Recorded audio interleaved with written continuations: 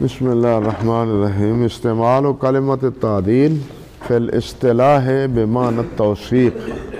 تعدیل کی جو تعریف پہلے گزری ہے نا، لغوی اور اصطلاحی، اب کہتے ہیں کہ تعدیل کو توثیق کے معنی میں جو لیا جاتا ہے، اس کی اصل کیا ہے؟ استعمال و کلمت التعدیل فی الاصطلاح بمعنی التوثیق۔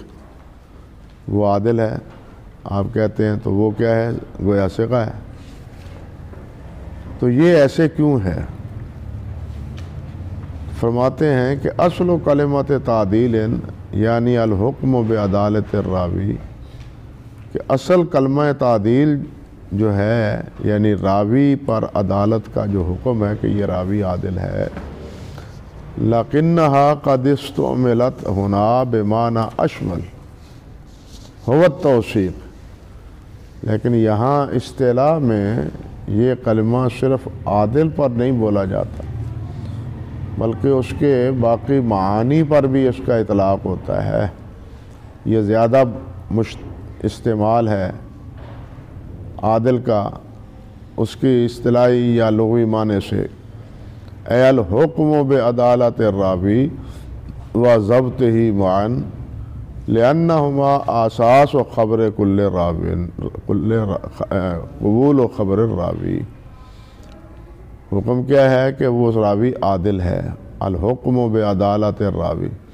جب کہا جاتا ہے کہ یہ راوی ثقہ ہے تو اب اس ثقہ راوی کے بارے میں گویا کہ دو فیصلے ہو جاتے ہیں کہ یہ راوی کیا ہے؟ عادل بھی ہے اور یہ ضابط بھی ہے، یعنی اس میں ضبط بھی آ جاتا ہے، حالانکہ ضبط کا تعلق عدالت سے نہیں ہے۔ ضبط کا تعلق عدالت سے نہیں، عدالت کا تعلق جو ہے نا وہ راوی کے ان اوصاف سے ہے جس سے اس کی بات قابل اعتبار ہو۔ فرماتے ہیں کہ وَضَبْطُهُ مَعًا لِأَنَّهُمَا آسَاسُ قبول خبر الراوی، اس لیے کہ راوی کی روایت خبر قبول کرنے کی بنیاد یہی دو اصل باتیں ہیں۔ باقی ضمنی تو بہت سے مسائل ہیں، ضمنی مباحث اصول حدیث کے تو آپ جانتے ہیں کہ 90 کے قریب ہیں، پہلے آپ نے پڑھے بھی ہیں کہ کتنے انواع اور کتنے اقسام ہیں، لیکن بادی النظر میں روایت کی حیثیت معلوم کرنے کے لیے یہی دیکھا جاتا ہے کہ یہ راوی عادل ہے یا غیر عادل ہے، یعنی ثقہ ہے یا غیر ثقہ ہے۔ باقی جو مباحث ہیں انقطاع کے، ارسال کے، موزل کے، قلب کے ہیں، یا اس کے معانی کے، یا باقی جو اس کے لکھنے پڑھنے کے جو ضوابط اور قواعد ہیں وہ علیحدہ ہے، لیکن بنیادی طور پر جو چیز سامنے سب سے اول والا میں آتی ہے وہ یہ کہ یہ راوی کیسا ہے اور اس کی خبر کیسی ہے۔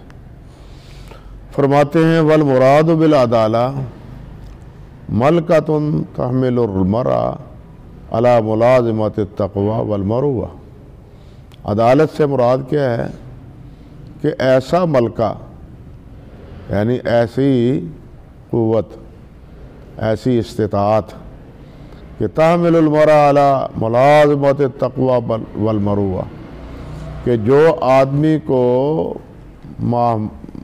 محمول کرے، مجبور کرے، آمادہ کرے، جو آدمی کو کیا کرے؟ آمادہ کرے، کس بات پر؟ ہمیشہ تقوی کی زندگی گزارنے پر اور اخلاق حسنہ کا پیکر بنے رہنے پر، ہیں علی ملازمۃ التقوی والمروہ۔ یہ جو تعریف عدالت کی ہے یہ وہی ہے جو شرح نخبہ میں آپ نے پڑھی ہے، جہاں یہ بات بھی دیکھیں کہ یہ عدالت کا لفظ جو ہے نا یہ مختلف معانی میں بھی بولا جاتا ہے، جور اور ظلم کے مقابلے میں بھی یہ بولا جاتا ہے، یعنی ظلم اور جور کے مقابلے میں بھی بولا جاتا ہے۔ اسی طرح یہ فسق اور عصیان کے مقابلے میں بھی بولا جاتا ہے کہ وہ متقی ہے. کیا مطلب ہے؟ کہ وہ فاسق نہیں ہے، وہ فاسق نافرمان نہیں ہے، متقی ہے، پرہیزگار ہے. اسی طرح یہ عدالت کا اطلاق جو ہے یہ تعمد کذب پر بھی، کہ نہ بولنے پر بھی اطلاق ہوتا ہے اس کا، اور اس کا اطلاق بہت کم عصمت پر بھی ہوتا ہے. علامہ علی قاری نے کہا ہے وَتُطْلَقُ قَلِيلًا بِمَعْنَى الْعِصْمَةِ اے الملکۃ الحاملہ لہو علی الاجتناب المعاصی وہی التی اتصفت بها الانبیاء والملائکہ، کہ یہ اعلیٰ درجہ ہے کہ وہ معصوم عن الخطا ہے. یہ عدالت کا گویا کہ اعلیٰ درجہ ہے کہ خطا سے وہ معصوم. صحابہ کرام معصوم نہیں ہیں، صحابہ کرام معصوم نہیں ہیں، لیکن محفوظ ہیں. محفوظ اس لیے ہیں کہ وہ گناہ اگر ہو جاتا ہے تو فوراً اس کی غلطی کا اعتراف کر کے اللہ ذوالجلال والاکرام سے توبہ کرتے ہیں. جو اصل میں ایک صحیح موقف ہے. آدم علیہ السلام سے بھی غلطی ہوئی، لیکن اللہ تعالیٰ نے معاف فرمایا ان کے معاف کرنے پر. غلطی کا ہو جانا اور ہے، غلطی کا ارتکاب کرنا اور ہے. بات سمجھے نا؟ غلطی کا ارتکاب کرنا اور ہے. آپ نے یہ پڑھیں مفردات القرآن میں، کسب اور ہے، فعل اور ہے. سمجھے بات؟ فعل اور ہے، کسب اور ہے. فعل ہے ہو جانا، کسب ہے اہتمام کرنا. یہ میرا کسب ہے، میں یہ کرتا ہوں روز. سمجھے یا نہیں؟ ایک کسب ہے. اللہ ذوالجلال والاکرام نے کفار کے بارے میں کئی مقام پر یہی فرمایا بما کنتم تکسبون، تعملون بھی فرمایا ہے، لیکن اصل چیز ان کا یہ کسب ہے جنہوں نے کفر پر، شرک پر زندگی ہی گزار دی. سمجھے بات؟ تو فعل اور کسب میں یہ فرق ہے. اللہ اکبر کبیر. والعدل، اللہ حافظ ہے علامہ ابن کیا نام ہے خطیب بغدادی رحمۃ اللہ علیہ، وہ فرماتے ہیں ہوا من عرف باداء فرائضہ ولزوم ما امر به وتوقی ما نہا عنہ وتجنب الفواحش المسقطہ وتحری الحق الواجب فی افعالہ ومعاملاتہ. یہ ہے عدالت کی انہوں نے تعریف کی الکفایہ میں. کفایہ کا صفحہ نمبر 80 اور 79، 70 9 79 اور 80 صفحے پر اس کی یہ ساری تعریف کی ہے خطیب بغدادی رحمۃ اللہ علیہ نے. اسی کا یہ خلاصہ ہے. کہتے ہیں هو المسلم البالغ العاقل السالم من اسباب الفسق وخوارم المروءہ. اللہ اکبر. عادل وہ ہے جو مسلمان ہے، بالغ ہے، عاقل ہے، اور اسباب فسق سے وہ بچا ہوا ہے. اسباب فسق کے سے وہ کیا ہے؟ بچا ہوا ہے. اور اسباب فسق کیا ہے؟ یہ بتلایا گیا ہے آپ کو کہ کبیرہ کا مرتکب نہ ہو اور صغیرہ پر اصرار نہ ہو. کبیرہ کا مرتکب نہ ہو اور صغیرہ پر اصرار نہ ہو، یہ ہے فسق. وخوارم المروءہ، اور جو اخلاق و حسن اخلاق کا ملکہ ہے اس کے منافی اس کے اعمال اور اس کے اقوال اور افعال نہ ہوں. یہ ہے خوارم المروءہ. اللہ اکبر کبیرہ، اللہ اکبر کبیرہ۔ یہ عادل کی یہ جو تعریف کی ہے نا، یہ آگے خود ہی بتلاتے ہیں۔ چلیے فرماتے ہیں فالاسلام والبلوغ شرطان للاداء۔ پہلی بات یہ ہے کہ اسلام تو بالاجماع ہے، اسلام کی شرط عدالت کے لیے بالاتفاق ہے، اور بلوغ کی شرط جمہور کے نزدیک ہے۔ بلوغ کی شرط جو ہے نا وہ کیا ہے؟ جمہور کے نزدیک ہے للاداء، ادا کرنے کے لیے، لیکن ادا کرنے کی بھی یہ شرط جمہور کے ہاں ہے، ورنہ بچپن میں بیان کی ہوئی، بلوغت سے پہلے بیان کی ہوئی روایتیں وہ بھی قابل قبول اور قابل اعتنا ہیں۔ سیدھی سی بات ہے، حضرت حسن اور حضرت حسین نے بلوغت سے پہلے روایتیں بیان کی ہیں، جو ان سے روایات مروی ہیں۔ نبی علیہ السلام کی وفات کے وقت تو وہ بالغ ہی نہیں تھے، تو ان کی روایات قابل قبول ہیں یا نہیں؟ قابل قبول ہیں۔ ہاں، ادا کے وقت لیتے ہوئے روایت، جب بلوغت سے پہلے بچپن میں روایت لی ہے، سماع کے وقت روایت، یہ شرط نہیں ہے۔ اسی طرح سماع کے وقت اسلام بھی شرط نہیں ہے، اسلام بھی شرط نہیں ہے، آگے بتلائیں گے سماع کے لیے۔ اسلام کی شرط ہے ادا کے لیے، اور اسی کے ساتھ انہوں نے ذکر کیا ہے والبلوغ شرطان للاداء، یہ دونوں شرط ہیں ادا کے لیے۔ لیکن میں نے عرض کیا آپ سے کہ اسلام کی شرط تو ہے بالاتفاق، لیکن بلوغ کی شرط بالاتفاق نہیں ہے، یہ جمہور کے نزدیک ہے، اور اس کی تفصیل الکفایہ میں موجود ہے۔ فرماتے ہیں وَلَيْسَ بِشَرْطَيْنِ لِلتَّحَمُّلِ وَقَدْ تَحَمَّلَ بَعْضُ الصَّحَابَةِ قَبْلَ إِسْلَامِهِمْ ثُمَّ أَدُّوا بَعْدَهُ، بعد میں انہوں نے ادا کیا، صحابہ کرام نے بعد میں ادا کیا۔ پہلے بچپن میں نبی علیہ السلام سے احادیث سنی، حضرت حسن نے، حضرت حسین نے، حضرت محمود بن کیا ہے نام ان کا، لبید نے، وہ تو بہت چھوٹے تھے جب انہوں نے یہ احادیث مبارکہ سنی۔ تو بچپن میں جمہور کے نزدیک یہ ہے، لیکن ادا بھی بعض کے نزدیک بچپن میں کی ہوئی روایت قابل قبول ہے۔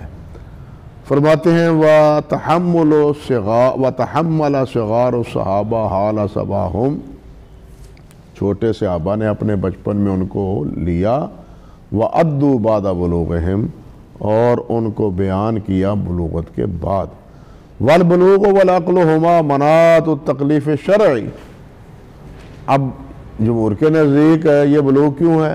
بلاغت یعنی بلوغ، بالغ ہونا شرط کیوں ہے؟ فرماتے اس لیے کہ مکلف کی جو شرعی ہے نا علت، مناط علت، سبب، وہ کیا ہے؟ بلوغت ہے، عقل ہے اور بلوغت۔ آدمی عاقل ہو پھر مکلف ہے، بالغ ہو پھر مکلف ہے نماز روزے وغیرہ کا، شرعی طور پر۔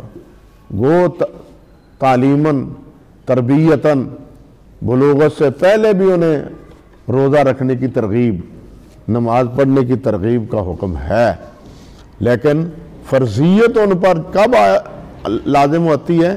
جب وہ بالغ ہوتے ہیں، عاقل ہوں اور بالغ ہوں۔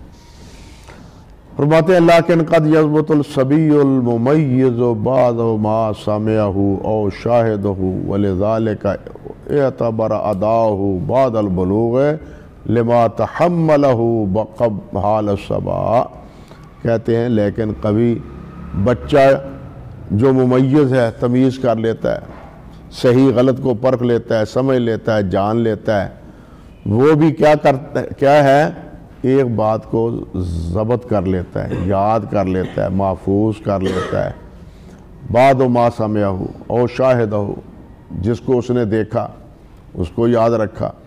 ہاں کہتے ہیں وَلِذَالِكَ، اسی لیے جب وہ بلوغ کے بعد اس کو ادا کرتا ہے جس کو اس نے حالت بچپن میں سنا ہے، تو علماء نے اس کی ادا کو قبول کیا ہے، اس کا اعتبار کیا ہے۔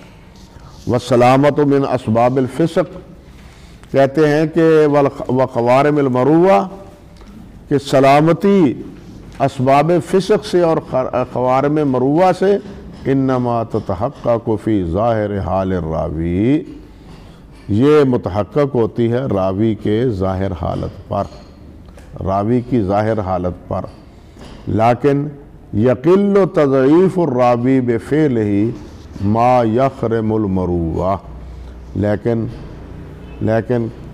تضعیف کم ہی ہوتی ہے جو مروت کے خلاف عمل کرتا ہے، یعنی وہ فعل کرتا ہے جو پھاڑ دیتا ہے، ضائع کر دیتا ہے مروت کو۔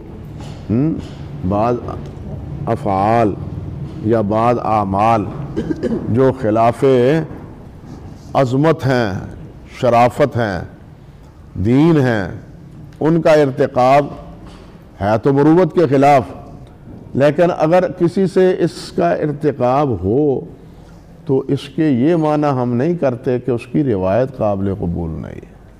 اب دیکھیے اس کی بہت سی مثالیں ہیں۔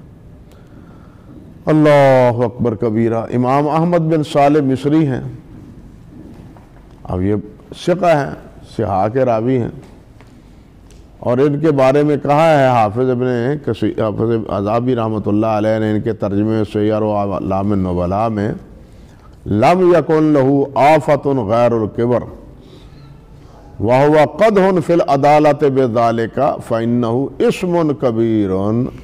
اب دیکھیے ان میں تکبر تھا، کچھ کبر تھا احمد بن صالح میں۔ بھئی کبر کے بھی مدارج ہے نا، تکبر سب سے تو بڑا یہ ہے کہ انسان اللہ اور اللہ کے رسول کی بات کا، حق بات کا انکار کرے، اور یہ بھی ہے تکبر کہ دوسرے کو حقیر جانے، یہ جو دوسرے کو حقیر جاننا ہے یہ بھی غلط ہے، اور وہ جو غلطی ہے وہ تو انسان کو کفر تک پہنچا دیتی ہے۔ متکبرین کے لیے تو ہدایت کا دروازہ ہی بند اللہ تعالیٰ نے کر رکھا ہے۔ اب احمد بن صالح تمام کے نزدیک ثقہ ہیں، لیکن یہ آفت ان میں موجود تھی۔ حافظ کہتے ہیں، ذابی کہتے ہیں کہ یہ عدالت کے منافی بات تھی، لیکن اس کے باوجود سب اس سے روایت لیتے ہیں۔ اسی طرح امام بخاری رحمۃ اللہ علیہ کے شاگرد ہیں محمد بن سلیمان بن فارس، یہ راوی ہیں بلکہ تاریخ کبیر کے۔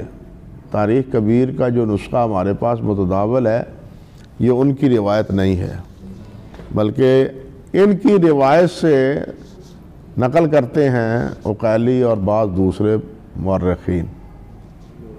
محمد بن سلیمان بن فارس کی روایت، یہ راوی ہیں بخاری، اور ان کے بارے میں اللہ معاف فرمائے حافظ ابن الاخرم کہتے ہیں ما انکر علیہ الا لسانہ فإنہ کان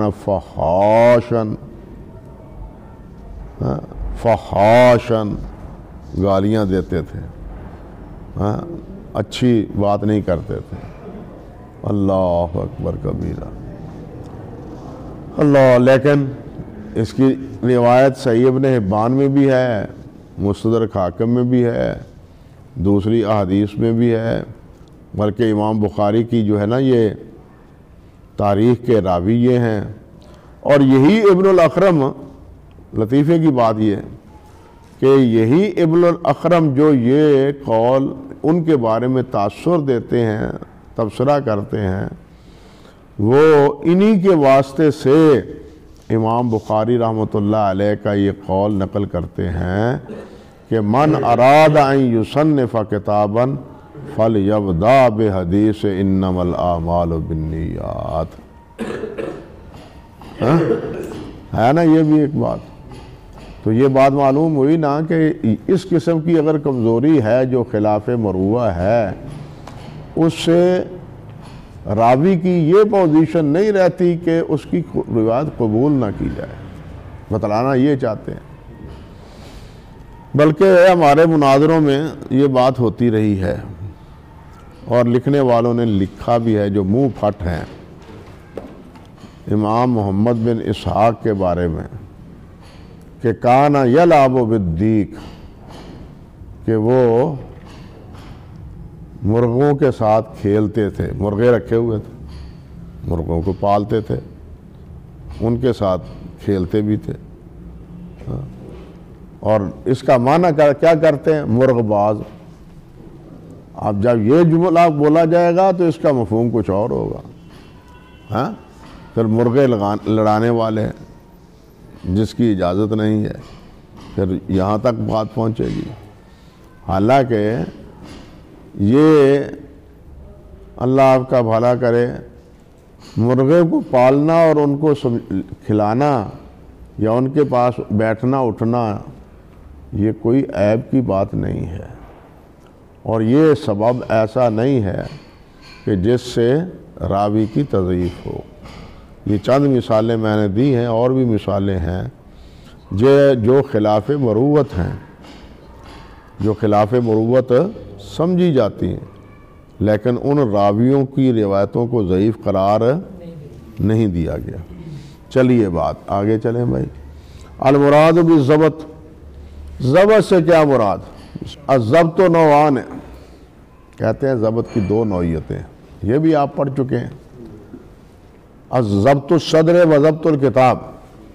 فضبط الصدر ان یکون الراوی یقظا غیر مغفل بل یحفظ ما سمعه ویثبته بحیث یتمکن من استحضاره متى شاء ما علمه بما یحیل المعانی ان رویا بالمعنی یا ان روا بالمعنی. کہتے ہیں فضبط الصدر کیا ہے؟ کہ راوی بیدار مغز ہو، ہوشیار ہو، یقظاً، غیر مغفل، مغفل غفلت شعار نہ ہو، غافل نہ ہو، بلکہ یحفظ ما سمعہ، جس کو وہ سنتا ہے اس کو یاد کر لیتا ہے، وہ یاد ہے. اللہ اکبر. ہمیں تو کوئی چیز سن کے یاد رہتی نہیں جب تک کتابوں پہ سر نہ کھپائیں. ہمیں تو وہ محدثین تھے رحمہم اللہ جن سے اللہ تعالیٰ نے حدیث کی حفاظت کا کام لیا، وہ جو سنتے تھے یاد ہو جاتا تھا. امام قتادہ رحمۃ اللہ علیہ باوجود کے نابینے ہو گئے تھے، فرمایا کرتے تھے کہ میرے کانوں میں جو بھی پڑا ہے وہ یاد ہو گیا. کوئی چیز ایسی نہیں جس کو میں نے مجھے دہرانا پڑا. کہ وار محدثین کے بارے میں اس قسم کی باتیں بہت ہیں کہ جو سنتے تھے فوراً اللہ سبحانہ و تعالیٰ کی طرف سے اتنی ہمت اور قوت انہیں نصیب تھی کہ وہ ذہن میں منقش ہو جاتا تھا.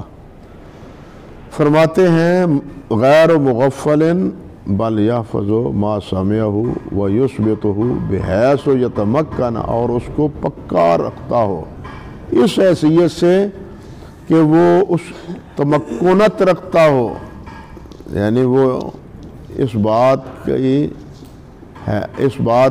یعنی اس کے قوت ہو، صلاحیت ہو، من استحضار ہی متی شاء، جب چاہے اس کا استحضار ہو، اس کو سوچنا نہ پڑے، جب چاہا حدیث کو بیان کر دی، کتابیں نہ پھولنا پڑے. کہتے ہیں ما علم ہی، ساتھ اس علم کے بھی، بما یحیل المعانی، جو لفظ کا معنی بدل دے. ان رویہ بالمعنی، اگر وہ روایت بالمعنی بیان کی گئی ہو تو وہ سمجھتا ہو کہ یہ بالمعنی روایت کی ہوئی کا معنی پہلے لفظ کے موافق ہے یا مخالف، اس کے ساتھ، کیونکہ اہل علم کو روایت بالمعنی آپ پڑھ چکے ہیں، روایت بالمعنی کرنے کی اجازت ہے۔ جو یہ صلاحیت نہیں رکھتے ان کو روایت بالمعنی کرنے کی اجازت نہیں ہے، اور یہ بھی کہتے ہیں کہ ضبط صدر میں ہے کہ وہ ایسی روایت کو سمجھے کہ یہ معنن بھی درست ہے، اس میں معنی میں کوئی تغیر لازم نہیں آتا۔ وہ ضبط الکتاب، اور کتاب کا ضبط ہونا کیا ہے؟ صیانتہ لدیہ ہے، وہ کتاب اس کے پاس محفوظ ہو، یہ نہیں کوئی کبھی کسی کے پاس، کبھی کسی کے پاس، کبھی کسی کے پاس، کتاب اس استاد کے پاس ہے۔ منذ سمع فیہ، جب سے اس کتاب میں انہوں نے اپنے استاد سے سماع کیا ہو، وَسَاہُ إِلَىٰ أَن يُؤَدِّيَ مِنْهُ، اور اس کی استاد کے نسخے سے تصحیح کی ہو، کیونکہ نقل کر لینا ہی کافی نہیں، آپ پڑھ چکے ہیں، مقابلہ کرنا اور مقابلہ کرنے کی جو نوعیتیں ہیں وہ بھی آپ پڑھ چکے ہیں، ہے کوئی یاد؟ مقابلے کی جو کیفیتیں ہیں ان کے تقاضوں کے مطابق مقابلہ اس کی تصحیح کی ہوئی ہو، اِلَىٰ أَن يُؤَدِّيَ مِنْهُ، اس وقت تک جب تک وہ اس سے آگے روایت کو بیان کرے، جب سے سنا ہے اس وقت سے لے کے کتاب محفوظ، کتاب کا مقابلہ کیا ہوا، اور بیان کرنے کے وقت تک وہ کتاب ان کے پاس محفوظ ہو، یہ نہ کہ ضائع ہو گئے، وہ کتاب کو لے گیا اور میں کی بیان کرا۔ ہاں، ہمارا علم تو وہ طوطے کی طرح ہے نا، ہاں، وہ طوطے کا علم بھی پڑھایا ہوا ہوتا ہے، تو جب وہ کتاب زائد الفاظ بولے جاتے ہیں تو بیچارہ وہ بھی نہیں سمجھتا، ہم بھی نہیں سمجھتے، ہماری کیفیت تو یہی ہے اکثر و بیشتر۔ فرماتے ہیں ما یخرج بتعریف التعدیل و اشتراط الضبط، اب وہ کون سی ذرائع ہیں کہ جن سے عدل کی تعریف سے آدمی نکل جاتا ہے اور ضبط کی شرط سے بھی وہ نکل جاتا ہے۔ ما یخرج یا ما یخرج بتعریف، نکال دیتا ہے اس کو عدل کی تعریف سے کہ یہ عادل نہیں ہے۔ اب کیا ہے؟ اولاً ما یتعلق بجہالت الراوی، پہلی بات یہ ہے کہ راوی مجہول ہو، اور راوی مجہول ہونے کی کئی کیفیتیں ہیں۔ ایک کیا ہے؟ المبہم من لم یسمى اسمہ، راوی مبہم ہو اور اس کا نام نہ لیا گیا، حدثنی شیخ عن رجل، ان لفظوں سے روایت بیان کی گئی ہو۔ آپ پڑھ چکے ہیں یہ کہ اس موضوع پر مستقل کتابیں ہیں، علامہ نووی کی بھی ہے، حافظ ابو زرع ابن العراقی رحمۃ اللہ علیہ کی بھی ہے، اور سب سے اچھی کتاب وہی ہے امام ابن العراقی کی، المستفاد فی مبہم السند والمتن من المبہمات۔ کتابیں اور بھی ہیں اس موضوع پر، آپ کو لکھا دی گئی تھی۔ دوسری صورت ہے مجہول العین، کہ راوی مجہول العین، بالکل مجہول ہو۔ وہ کون ہے جی؟ من لم یروی عنہ غیر واحد ولم یوثق، کہ جس کو ایک سے زائد نہ کوئی روایت کرے اس سے، اور نہ اس کی کوئی تعریف کی گئی ہو، نہ اس کی کوئی توثیق کی گئی ہو۔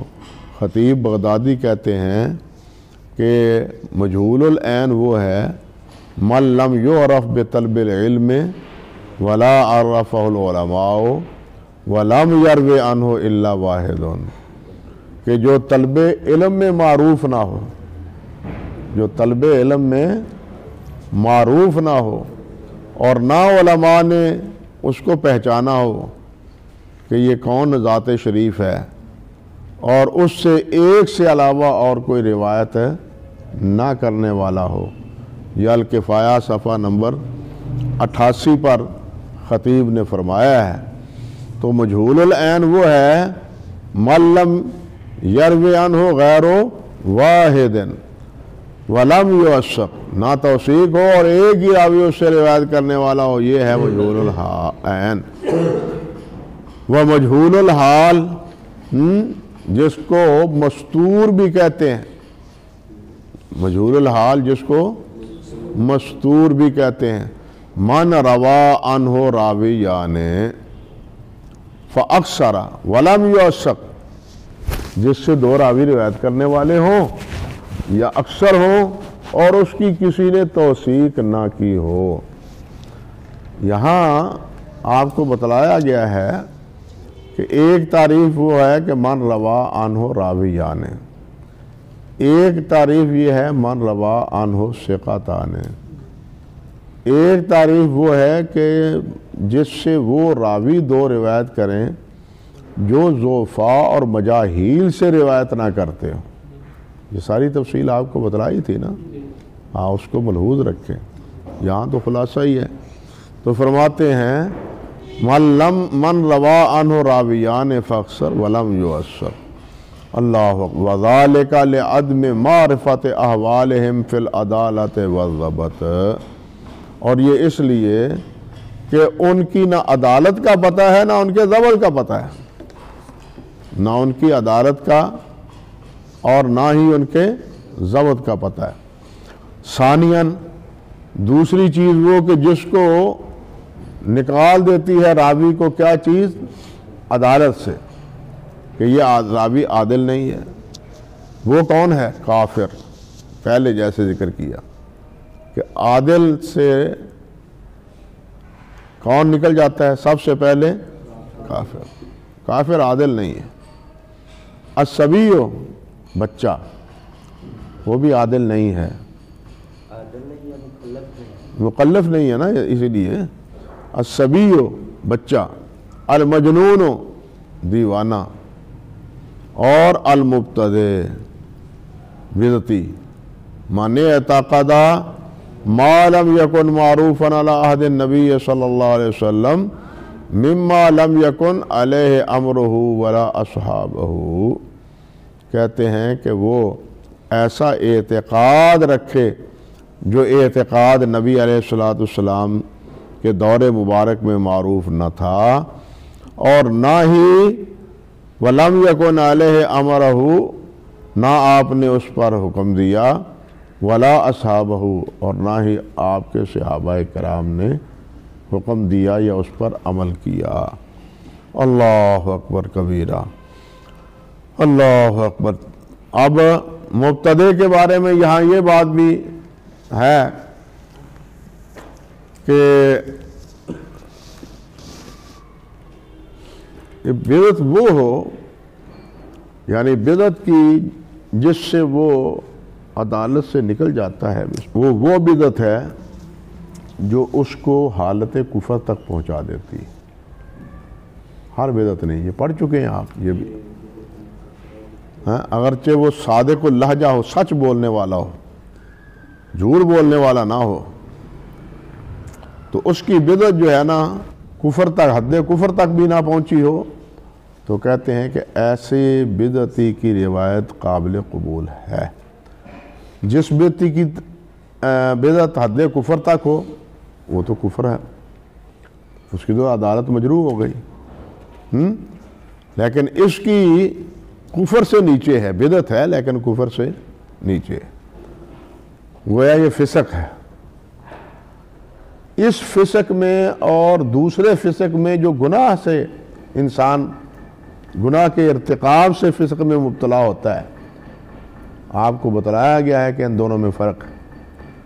فرق یہ ہے کہ یہ بدعتی اس کو دین سمجھ کے کر رہا ہے،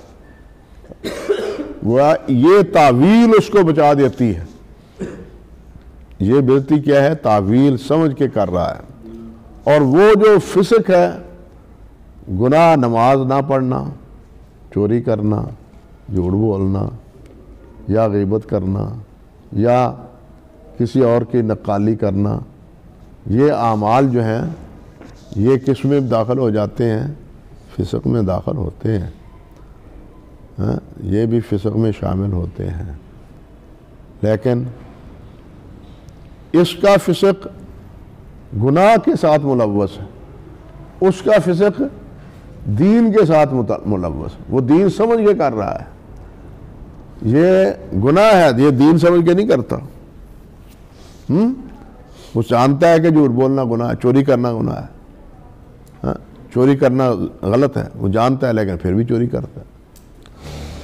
اللہ اکبر۔ تو اس نے بھی جو بدعت کا ارتکاب کیا ہے یہ نیکی سمجھ کے کیا ہے، اور جو دوسرا گناہ کرتا ہے، غلطی کرتا ہے، فسق کا ارتکاب کرتا ہے، وہ اس کو نیکی سمجھ کے نہیں کرتا، وہ اس کو سمجھتا ہے کہ یہ ٹھیک نہیں، غلطی ہے، لیکن اس کی ایمان نہ ہونے کی وجہ سے وہ ایمان اس کو جو روکنے والا ہے اس کو نہیں روک۔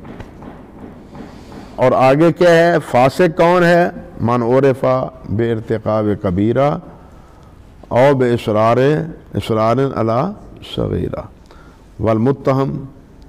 اور یہ صحابہ کرام رضوان اللہ علیہ مجمعین کے بارے میں نہیں کہ وہ کبیرہ گناہ کے مرتکب ہوں اور صغیرہ پر وہ اصرار کرنے والے ہوں۔ اللہ الکذب کذاب من کذب علی النبی صلی اللہ علیہ وسلم متعمدا ولو مرہ، کہ کذاب وہ ہے جس نے نبی علیہ السلام کی طرف جھوٹی بات قصداً بیان کی اگرچہ ایک ہی بار کیوں نہ ہو۔ لفظ پہلے کیا بولا؟ الکذاب۔ اب یہاں ایک بات اور بھی، ایک ہے کذاب، ایک ہے کذب۔ وہ کہتے ہیں جی کذاب زیادہ جھوٹ بولنے والا، نہیں، زیادہ جھوٹ بولنے والا یہ کذاب اس معنی میں ہے، اللہ آپ کا بھلا کرے، جس کو ہم خطا کے معنی میں لیتے ہیں۔ شرح نخبہ میں میں نے بتلایا تھا کہ کذب کا اطلاق غلطی پر بھی ہوتا ہے۔ صحابہ کہتے ہیں نا بسا اوقات، نام بھول گیا ہوں اس وقت ذہن میں، کہ فلاں کہتا ہے کہ جناب وطر واجب ہے، وہ کہتے ہیں کاذب، آپ جھوٹ بولتا ہے۔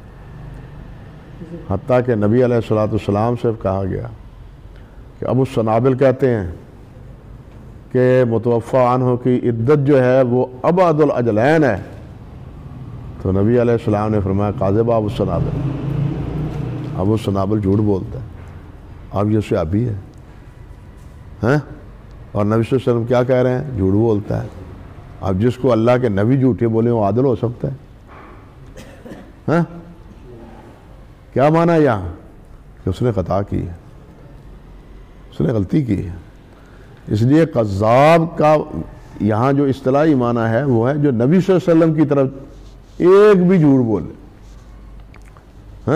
اور جو خطا کرتا ہے، غلطی کرتا ہے، اس پر بھی کذب کا اطلاق ہوتا ہے، لیکن سیاق کے مطابق اس کا معنی دوسرا بن جاتا ہے۔ نمبر 8، اللہ اکبر کبیر، مخروم المروہ۔ اور تعدیل سے کون نکلتا ہے؟ مخروم المروہ، جس کے اخلاق اچھے نہ ہو، وہ درست نہ ہو، پھٹے ہوئے ہوں۔ وقد خرج الاول لکفرہ، پہلا نکل گیا کفر کی وجہ سے، ہاں جی، والثانی لصباہ، دوسرا نکل گیا کیا ہے؟ میں نے کہا شاید کوئی عبارت رہ گئی ہے، والثانی لصباہ، بچپنے کی وجہ سے، والثالث لجنونہ، اور تیسرا نکل گیا جنون کی وجہ سے، اذ کان مطبقا او متقطعا مؤثرا فی الافاقہ، کہتے ہیں کہ جب وہ مسلسل جنون میں مبتلا ہو، اذا کان مطبقا، طبقہ در طبقہ، ہر دور میں، ہر وقت میں، ہر لحاظ میں وہ جنون کا شکار ہو، یا متقطعا، وقتاً فوقتاً، کبھی طبیعت ٹھیک بھی ہو جاتی ہے اور کبھی پھر وہی باتیں شروع کر دیتا ہے. کہتے ہیں مؤثراً فی الافاقہ، جو افاقے میں مؤثر ہوتا ہے، یعنی ایسا وقت جو افاقے میں مؤثر ہے وہ بھی نکل جاتا ہے. دونوں صورتوں میں اگرچہ وقفہ بھی ہو یا جیسے بھی صورت ہو تو وہ اس کی روایت قابل قبول نہیں ہے، نہیں کریں گے قبول. بھائی تلقین کرنے والا ہے، تلقین کو قبول کرنے والا ہے نا، اس کی روایت قابل قبول نہیں ہے نا. صرف یہ تو نہیں ہے نا کہ جو جس میں تلقین کی ہو اور اس کو قبول کیا ہو وہی ناقابل قبول ہے. بات سمجھے نا؟ جس طرح تلقین کو قبول کرنا ایک عیب ہے، اگرچہ یہ لازم نہیں کہ ہر روایت میں اس نے تلقین کو قبول کیا ہو. سمجھے بات یا نہیں؟ تو فرماتے ہیں والرابع للبدع، اور چوتھا نکل گیا بدع کی وجہ سے، اور خامس سادس اور سابع یہ نکل گئے فسق کی وجہ سے، اور آٹھواں نکل گیا لنقصان مروتہ، اپنے اخلاق کی کمی کی وجہ سے. اللہ اکبر کبیرہ. کہتے ہیں ثالثاً ما یخرج، اللہ اکبر کبیرہ. اللہ اکبر. یار آپ کا تو وقت کھانے کا بھی ہو گیا ہے. ہاں کوئی نہیں استاد جی، اسی بھکے بٹیرے لڑ دے رہا گے. کثرت الوہم، وہم کی کثرت.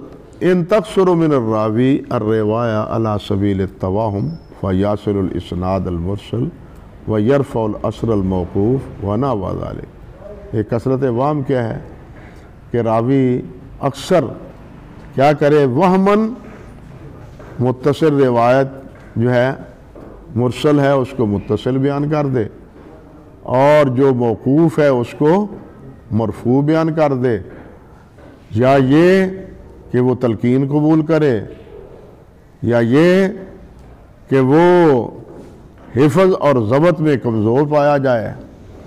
اللہ اکبر کبیرہ. اللہ. اور بعض وہ بھی ہیں، وہ علیحدہ مسئلہ ہے کہ تلقین کو قبول کرنے والے جو ہیں نا، کئی بار ان کو تلقین کی جاتی ہے استخبار کے لیے، پتہ چلانے کے لیے کہ یہ واقعی تلقین کو قبول کرتا ہے یا نہیں، یا اس کی طرف الزام ہے. دیکھیے محدثین نے نا کتنی محنتیں کی. ایک نے کہا کہ یہ کیا ہے، تلقین کو قبول کرتا ہے. اچھا چلو پتہ چلا لیتے ہیں. اب اس کا امتحان ہو رہا ہے. کتنا یعنی کٹھن مرحلہ ہے، آسان مرحلہ نہیں، بڑا مشکل مسئلہ ہے.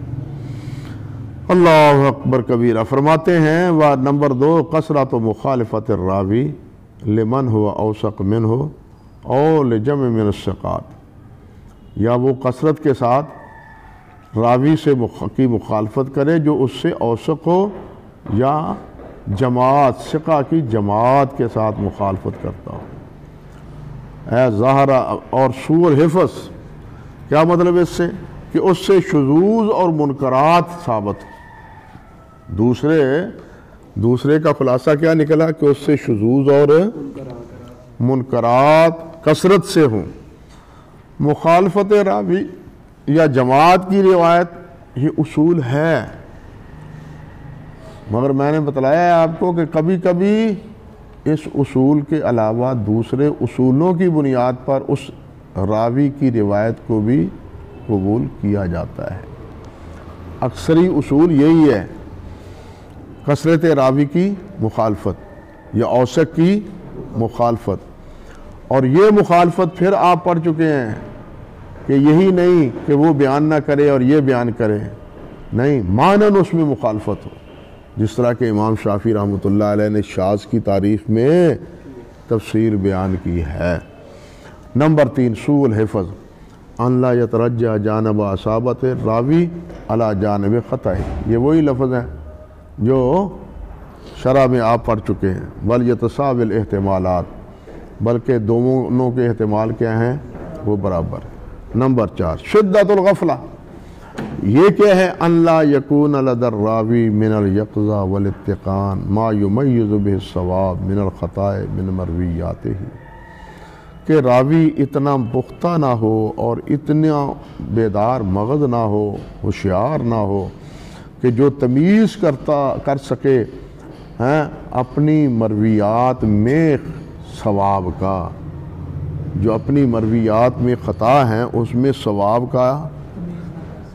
کی تمیز نہ کر سکتا کرے، جیسے کیسے ہے روایات بیان کر دیں، اس میں ثواب بھی ملا ہوا ہے، اس میں خطا بھی ملی ہوئی ہے۔